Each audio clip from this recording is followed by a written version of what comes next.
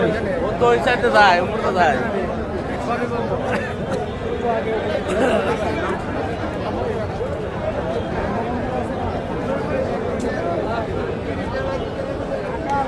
আসসালামু আলাইকুম রহমতুল্লাহ। প্রিয় দেশবাসী, সবাইকে ঈদ মুবারকও বলতে পারি। আমাদের জন্য আজকে ঈদের মতো আনন্দের দিন।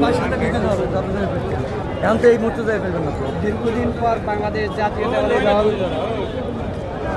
2/3 সংখ্যাগরিষ্ঠতা নিয়ে সংসদে আজকে সরকারের শপথ গ্রহণ করতেছেন।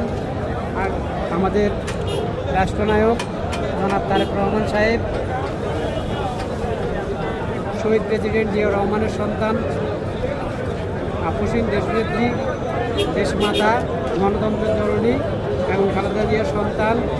আশা করব ইনশাল্লাহ উনি শপথের মাধ্যমে বাংলাদেশকে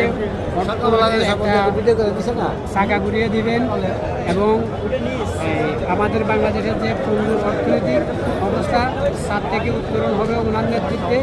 ইনশাল্লাহ আমরা আশাবাদী এই তারেক রহমান সাহেবের মাধ্যমেই, তারেক রহমানের হাত ধরে বাংলাদেশ এগিয়ে যাবে, বাংলাদেশের অর্থনৈতিক শাখা এগিয়ে যাবে।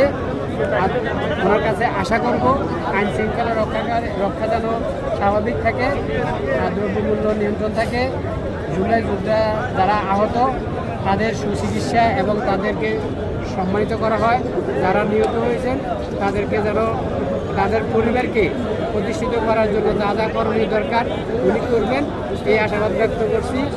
বাংলাদেশ জিন্দাবাদ, বাংলাদেশ জাতীয়তাবাদী দল জিন্দাবাদ, কৃষক দল জিন্দাবাদ, জিন্দাবাদ।